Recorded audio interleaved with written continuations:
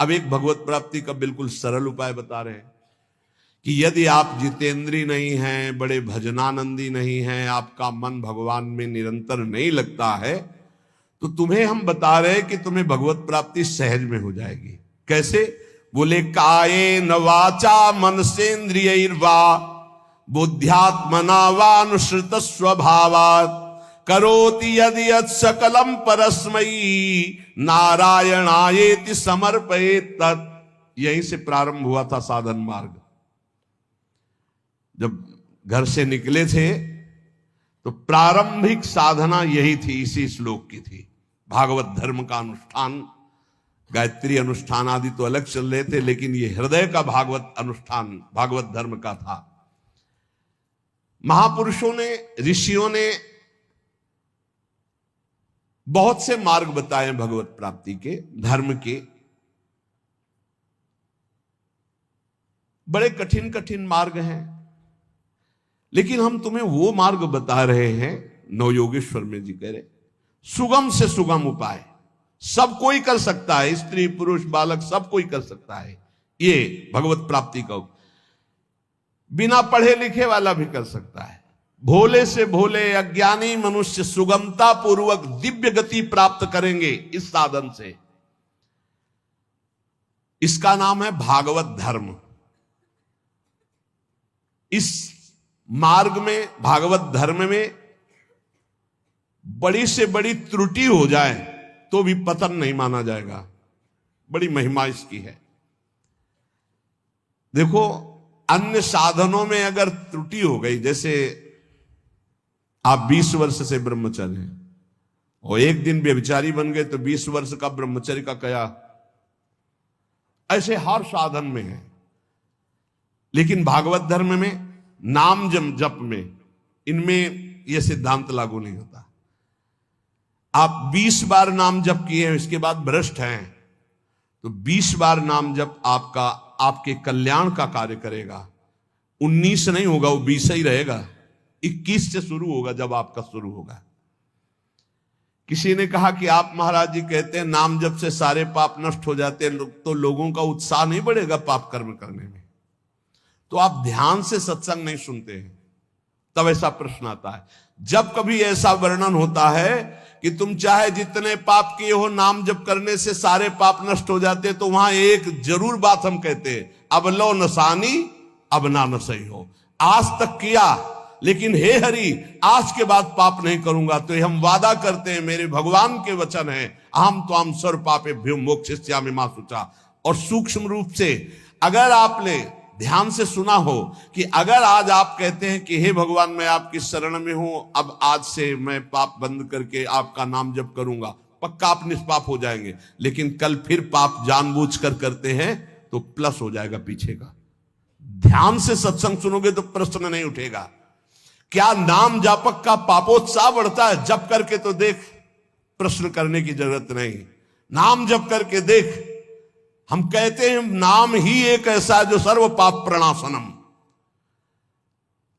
और देखो, ये तो हम कह रहे हैं, लेकिन इतने में से जितने बैठे हो हमें बताना कि एकदम ब्रेक मार के हमें दिखा दो कोई कि आज से भीष्म प्रतिज्ञा है और निर्वाह करके दिखा दो।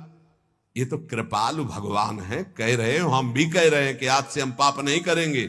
लेकिन हो सकता है कि ब्रेक मारते मारते गाड़ी बीता दो बीता आगे खिसल जाए, वो ब्रेक मानी जाएगी, ब्रेक ही मानी जाएगी कि देख लो पहिया नहीं चला है, पर ब्रेक मारी खिसक गया एक बीता, उतने में घटना घट गई। तो जनयो गुण प्रभु मान नकाऊ दीन बंधु अति मृदुल स्वभाव। अब मन रहा है विषयी पापात्मा, ब्रेक मारते मारते कोई गलती बन गई तो राहत न प्रभु चित चूक किए की करत सुरत सै बार हिए। ये उसकी बात कह रहे जिसने ब्रेक मारी पर चूक हो गई। ये उसकी नहीं कह रहे जो सुन के चूक करेगा। उसके लिए फिर नाम के बल से अपराध करने वाले को नामापराध लागू हो जाता है उस पर। कानून कानून है। अब ये जो भागवत धर्म का बोले, इसमें किसी भी निमित्त से प्रमाद हो जाए तो वो कर्तव्य से च्युत नहीं होता। जैसे जीटी रोड बड़ा है, खाली है, आंख मूंद के चलो तो गिरोगे नहीं, बहुत प्लेन जीटी रोड। ऐसे ही ये बिल्कुल जो मार्ग भगवत प्राप्ति का भी बता रहे हैं, भागवत धर्म का, बोले इससे आंख बंद करके दौड़ने पर भी कोई गिरेगा नहीं, अर्थात इस मार्ग में पतन है ही नहीं, गिरने का तो कोई सवाल ही नहीं। इसको कहते हैं भागवत धर्म। तो बोले भागवत धर्म करने वाले के लिए नियम नहीं है कि कोई विशेष प्रकार का कर्म करे। बहुत ध्यान से सुनो, वो शरीर से, वाणी से, मन से, इंद्रियों से, बुद्धि से, अहंकार से, अनेक जन्मों अथवा इस जन्म की आदत से, स्वभाव से जो करे, यत करोषि, वो सब परम पुरुष भगवान नारायण को समर्पित कर दे, बस इसी से भगवत प्राप्ति हो जाएगी। शुरू करो। कई बार चर्चा कर चुके हैं, यही साधन आगे बढ़ाता है। सिद्ध बनने की कोशिश जल्दी मत करो, यहां बल्ले जल्दी सिद्ध हो जाते हैं। अरे क्या समर्पित करना, हम तो समर्पित ही है। सही ढंग से समर्पित हो जाओ तो ये निकलेगा नहीं कि हम समर्पित हैं। वो प्रभु कहेंगे ये मेरा है, हमें क्या कहें, हमें तो सिर्फ इतना कहना है कि हमारे आप हो, बस। समर्पित है कि नहीं वो तो तुम जानो, हम क्या जाने, क्योंकि समर्पण का तो आपको स्वीकृति करनी हो, आप जानो कितना है, हम क्यों कहें। हमारा हर मिनट, हर सेकंड, हर चेष्टा आपके चरणों में समर्पित होगी।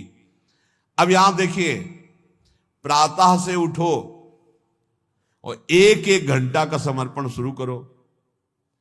अभी बहुत जल्दी साधना के सोपान की ऊंचाई पर आ जाओगे आप, पक्का मान लो। लेकिन वही कर पाएगा जिस पर भगवान की कृपा, जो हम कह रहे हैं।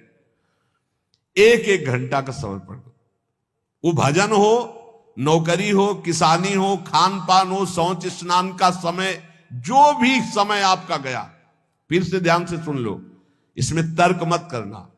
शरीर से, वाणी से, मन से, इंद्रियों से, बुद्धि से, अहंकार से, अनेक जन्मों की आदतों से, एक जन्म, इस जन्म की आदत से, स्वभाव से, अहंकार से जो भी कर्म हो रहे हैं, वो सब परम पुरुष भगवान नारायण को समर्पित कर दो। इसे भागवत धर्म कहते हैं। इसका फल होगा भगवत प्राप्ति। कायेन वाचा मनसेन्द्रियैर्वा बुद्ध्यात्मना वानुश्रुत स्वभावात् करोति यद यत् सकलम परस्मै नारायणायेति समर्पयेत। ये जब घर से भागे थे और गुरु शरण में हुए थे, तब से अनुष्ठान ये प्रारंभ उसी समय से हो गया था। क्योंकि श्रीमद् भागवत की कृपा बचपन से रही, घर में शाम के रोज भागवत की चर्चा। पर जब वैराग्य भाव में आए तो हमका इसका अनुष्ठान होना चाहिए, ये भागवत धर्म है। और बस ये शुरू कर दिया था, एक एक घंटे का शुरू किया था। जैसे सुबह 7 से 8 बजे तक नाम जप करते हुए शौच स्नान इस आपका 8 बजे, हे करुणा निधान भगवान, 7 बजे से 8 बजे के समय में जो भी कर्म बनाओ आपके चरणों में समर्पित। ठीक, अब 8 बजे से 9 बजे तक जो, फिर धीरे धीरे, ये हम आपको बिल्कुल अक्षरशः वैसे बता रहे जैसे किया, धीरे धीरे शयन तक। जब शयन से सुबह उठे तो रात्रि में सोने का जितना समय था, 6 घंटे, 5 घंटे, 4 घंटे, हे प्रभु आपके चरणों में ये सभी समर्पित। अब इसका फल ये हुआ कि कुछ समय बाद हमारे अंदर जलन शुरू हुई और जांच होनी शुरू हुई कि हमारे कर्मों में त्रुटि कौन सी है। उन त्रुटियों का समाधान शुरू हुआ। प्रभु से प्रार्थना, हे प्रभु देखो ये गंदी बात थोड़ी आपको समर्पित होती, देखो मेरे मन में गंदी बात चल रही, मेरे मन में ऐसी बात आ रही। कृपा हुई, जांच शुरू हुई, गंदगी निकालने की प्रार्थना हुई। धीरे धीरे धीरे फिर जब मन, तन, प्राण, अहम ये जब समर्पित हो गए तो फिर बंद हो गया।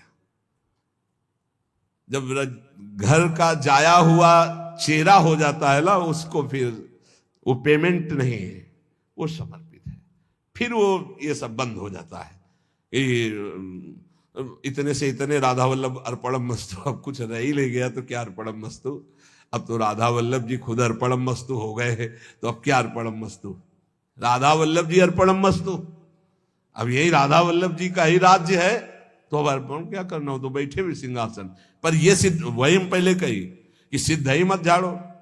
अगर आपकी स्थिति भगवदाकार नहीं है तो आपको ये साधन बहुत बढ़िया है, बहुत बढ़िया। चतुरासी जी का पाठ किया, राधा वल्लभ जी कर, सेवा की, राधा वल्लभ जी कर, रसोई अमन या राधा वल्लभ जी, किसानी की 5 घंटे, भूल गए आप 1 घंटे में, 1 घंटे में कहां देखें, तो 5-6 घंटे में एक बार पूरा थोक में जमा कर दो। 8 घंटे ड्यूटी की, हे प्रभु 7 बजे से गए थे, देखो 8 घंटा ड्यूटी, ये 8 घंटे के समय में जो भी क्रियाएं चेष्टाएं हुई, नाथ आपको समर्पित है, आप इस समर्पण वृत्ति से प्रसन्न हो जाइए और अपनी शुद्ध भक्ति प्रदान कीजिए। कह रहे ये समर्पण लोगों की मान्यता और धारणाओं से आपको उठाता चला जाएगा, और बताना किसी को नहीं, सुन लो और आज से धारण कर लो, बिल्कुल फ्री है। कोई एक विशेष भागवतिक कार्य समर्पित करना ऐसा नहीं, स्पष्ट लिखा है। भागवत धर्म का पालन करने वाले के लिए यह नियम नहीं है कि वो एक विशेष प्रकार का ही कोई कर्म करे और वो भगवान को समर्पित करे। वह शरीर से, वाणी से, मन से, इंद्रियों से, बुद्धि से, अहंकार से, अनेक जन्मों अथवा एक जन्म के स्वभाव और आदत से जो जो करे वो परम पुरुष प्रभु श्री हरि को समर्पित कर दे। इससे क्या होगा, आप समर्पण करते रहिए, आपकी स्थिति लोगों की मान्यता और धारणाओं से ऊपर हो जाएगी।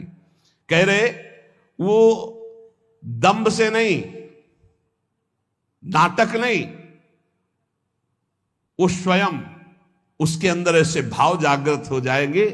एवं व्रता स्वप्रिय नाम कीर्त्या जाता अनुरागो द्रुत चित्त उच्चई हसत्यथो रोदति रोति गायत्युन्मादवन नृत्यति लोक बाह्या। ये समर्पण रंग लाएगा, क्या लाएगा, अब नाम में प्रीति होने लगेगी, राधा राधा राधा।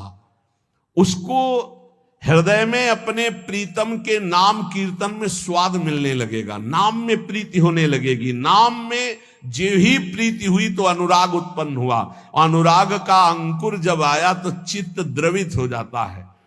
अब वो साधारण लोगों की स्थिति से ऊपर उठ जाता है, लोगों की धारणा मान्यता उस तक नहीं पहुंच सकती। जो समस्त कर्म भगवान को समर्पित करता है उसका नाम में प्रेम हो जाता है। नाम का प्रेमी अनुराग रंग में युक्त होकर लोगों की धारणा और मान्यता से अध्यात्म की ऊंचाई पर पड़ता है। वो दंभ से नहीं, स्वभाव से मस्त हो जाता है, मत वाला।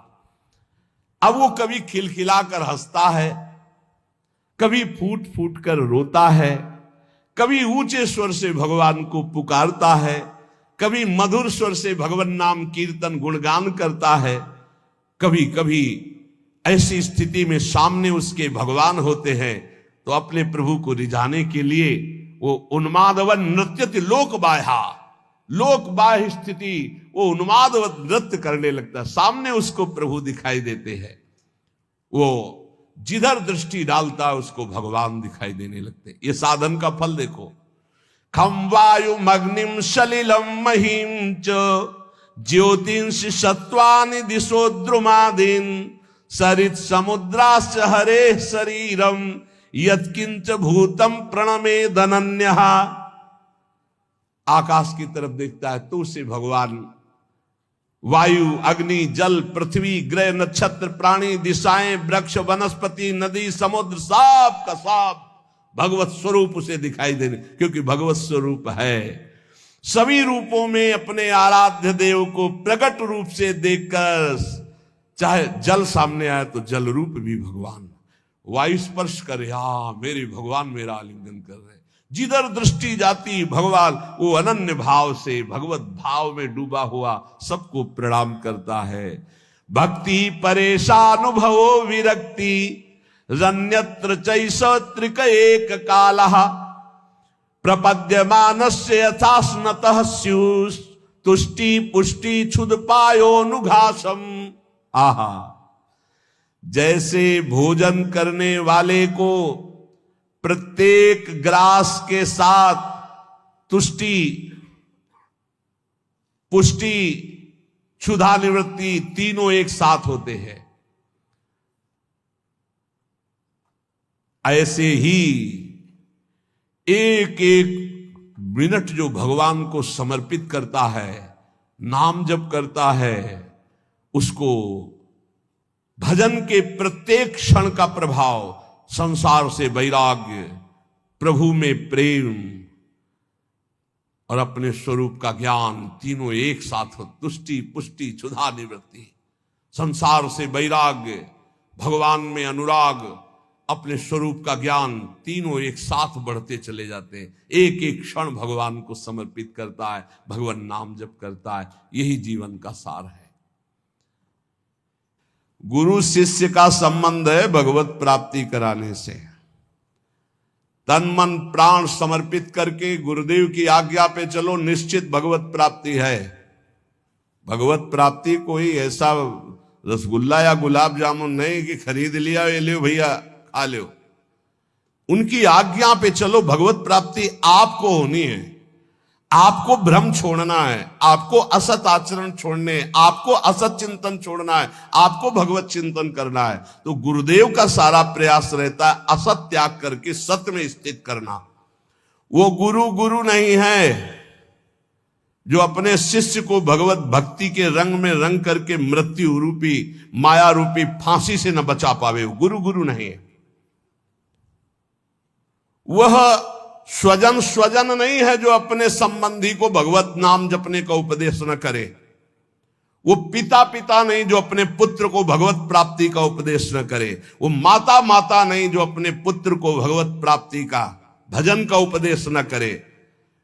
वो पति नहीं है जो भगवत प्राप्ति का उपदेश न करे, भगवत प्राप्ति का सहयोग न करे। इन सारे संबंधों की एक ही महानता है कि मुझे भजन, भगवत प्राप्ति का संयोग बैठा ला जाए और इस जन्म में भगवत प्राप्ति कर ले। चाहे वो गुरु हो, चाहे माता हो, चाहे पिता हो, चाहे मित्र हो। भगवत रसिक जी कहते हैं, अगर ऐसा संग नहीं है भगवत प्राप्ति का तो सब माया का नाटक है। हमको नहीं इस माया के नाटक में फंसना। देखो भगवत प्राप्ति कैसे होती है। आपने एक जगह मान लिया कि हम सब बात तो टाल सकते हैं, अपने गुरु की बात नहीं टाल सकते।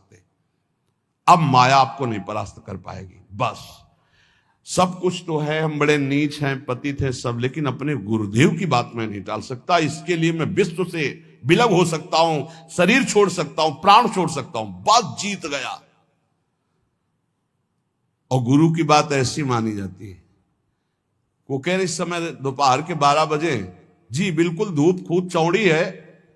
मूर्ख बना रहा है, चौड़ी धूप है। 4 बजे नहीं महाराज जी, आप कह रहे हो 12 बजे है। नहीं, समय तो 4 बजे। हाँ महाराज, ब्रह्म मुहूर्त का समय है।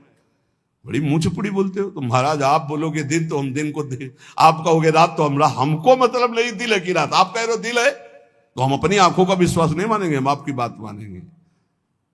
तुम्हें जो पसंद वही बात कहेंगे। आप आज्ञा करो, हमारा तन मन प्राण उसी मार्ग में चलेगा जिसकी आपकी आज्ञा है। बस जीत गया। इसी बात का दुरुपयोग होता है, इसी बात का दुरुपयोग होता है। वो गुरु ले जो भगवत प्राप्ति के मार्ग में न चला दे। देखो हम फंसे कहां हैं, बस सूक्ष्मता से समझना। भगवत प्राप्ति किसको होती है और भगवत प्राप्ति किसको नहीं होती, बिल्कुल सरलता से हम आपको समझा रहे। केवल अहंकार ही भगवत प्राप्ति में बाधक है। और उस अहंकार को गुरुदेव उल्टा सीधा, दक्षिण बाएं, ऊपर नीचे, हर जगह से प्रहार करके चकनाचूर करते हैं, पक्का चकनाचूर करते हैं। अब उसको केवल, आप तो कहते थे कल की ऐसा है, आज आप कह रहे हैं ऐसा। ये प्रश्न नहीं होना चाहिए। खड़े हो जाओ जी, खड़े हो गए, बैठ जाओ बैठ जाओ। आज के बाद ऐसा कभी नहीं करेंगे। हाँ करें, ये आज ये लाओ ना। महाराज आप तो कह रहे थे कभी ये नहीं खाने। नहीं जी, पाओ। कल हमने कहा था नहीं पाना। महाराज जी आपने आज कहा है कि आज पा लीजिए, पा लिए। आज अभी कहो नहीं तो नहीं। ऐसा जीतता है, ये नहीं कि आपने कल कहा था तो आज ऐसे कह नहीं। वचनम करिष्ये तो में, आप जैसा कहे, जीत गया। अहंकार का केवल नाश करने की लीला होती है। अहंकार का नाश। दौड़ो नहीं, खड़े हो जाओ, खड़े, बैठ जाओ, बैठ। जब तक हम ना कहें तब तक ये बैठे रहना।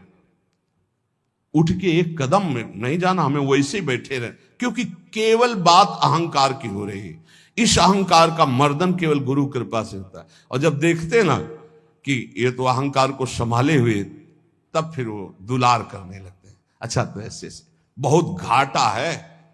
गुरुदेव हमें कभी दुलार न करें, वो सदैव हमारे ऊपर शासन वृत्ति से रहे, उनको कभी ऐसा ना लगने पावे कि अगर हम तो अवहेलना करके हम चले। ये कभी एक साधक कह रहे थे कि हमें सबसे बड़ा दुख तब होता है जब आप विनय पूर्वक कोई बात हमसे कहते हैं, तब लगता है कि आज तक हमारी ऐसी वृत्ति अभी नहीं हो पाई कि गुरुदेव अपना मानकर हमको तू संबोधन करके बात करें। ऐसे बात वो विनय पूर्वक बात करें, मतलब सम्मान पूर्वक। कहीं मेरे अंदर अहंकार है, कहीं मेरी भूख है। बोले बस ये मुझे पसंद नहीं आता जब आप विनय पूर्वक बात कि मैं आपसे हाथ जोड़कर प्रार्थना करता हूं आप ऐसा, तब लगता है धिक्कार हमारे जीवन को। अभी तक मेरा अहंकार बकाया रह गया है, अभी तक गुरुदेव अपना नहीं माने, अभी तू कह के संबोधन नहीं करे रे ऐसा करो।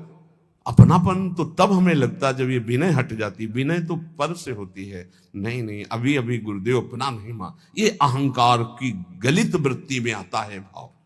अहंकार बहुत, यही भगवत प्राप्ति, सिर्फ भगवत प्राप्ति में मुख्य है अहंकार, और इसी की गुफा में रहते हैं काम क्रोध लोभ आदि। इसी का नाश होता है गुरु कृपा से। बस गुरु कृपा को समझना है कि वो तत्काल बदल सकते हैं, तत्काल हर तरह से चकनाचूर करके चुप कौडरस बाड़े जहां बोली बोई भारी। ये केवल गुरु से ही होता है, ये हमने जीवन में देखा। केवल गुरु, एक जगह यार इतना रख लो, एक जगह इतना रख लो, वो जैसे चाहे वैसे, बिल्कुल एक जगह उनकी आज्ञा पे हो जाओ। अभी अभी अभी ये अहंकार गलित होना, ये केवल गुरु से गलित होता है। हमने अपने जीवन के अनुभव में देखा, केवल गुरु से गलित होता है अहंकार, किसी साधन से नहीं। गुरु गुरु वही है जो मृत्यु की फांसी से मुझे मुक्त करके भगवत साक्षात्कार करा दे। वही माता, वही पिता, वही संबंधी है। ये शरीर दुखमय विषय भोगों की प्राप्ति के लिए नहीं है। नायम देहो देह भाजाम नृलोके कष्टान कामान नरहते विद्भुजाम ये तपो दिव्यम पुत्र कायेन सत्वम शुद्धे दस्मात् ब्रह्म सौख्यम त्वनंतम। हे पुत्रो, इस मर्तलोक में शरीर जो मिला है मरेगा, नष्ट होगा। इसमें बड़े रोग बड़े दुख आने वाले हैं। ये विषय भोगों के लिए नहीं मिला है।